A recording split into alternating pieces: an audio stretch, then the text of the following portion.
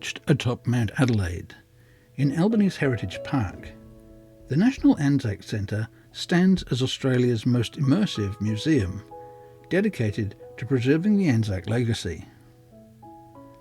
On the 1st of November 1914, the first convoy of troop ships gathered here before sailing to Egypt. It was the largest fleet ever assembled in the Southern Hemisphere. The National ANZAC Centre's hilltop location overlooks the harbour where these ships sat at anchor, adding poignant context to the exhibits. Opened in November 2014 by the Prime Ministers of Australia and New Zealand, the opening marked the 100th anniversary of the first convoy's departure from Albany's King George Sound, where 40,000 Australian and New Zealand troops set sail for the battlefields of World War I. Unlike traditional war museums, the ANZAC Centre offers a deeply personal connection to history. On entry, visitors enlist as one of 32 real-life participants in the war, soldiers, nurses and officers on both the Allied and enemy sides, whose stories unfold through the interactive multimedia displays featuring rare photographs, letters and even diary entries. You'll see original artefacts including uniforms, medals and personal effects. There are cinematic audio narrations that bring Gallipoli, the Western Front and the Middle East campaigns to life. As you follow your assigned person's journey, from enlistment to the trenches and beyond, you'll witness the war's triumphs and tragedies through their eyes. The experience culminates in discovering the fate of the person you have been following, leaving you with a profound sense of connection to them. Designed by the Western Australian Museum and the Australian War Memorial, the ANZAC Centre blends cutting-edge technology with historical authenticity.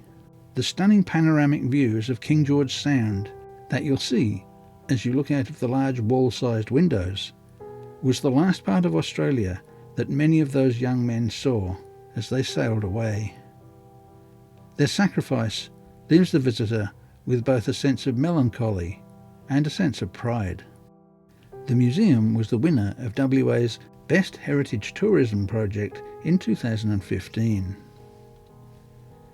As some of you may know, I write bush ballads about many Australian subjects, and this is one I wrote in May 2008 that tries to honour the young men who fought in a war that was so far from their home. It's called Farewell to the Anzacs. All the Anzacs have faded back into the past, and the old men now rest with their mates.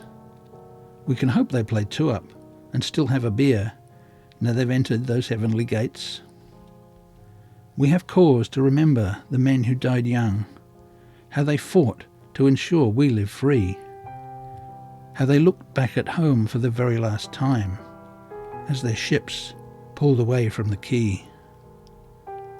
They went for adventure, for country and king.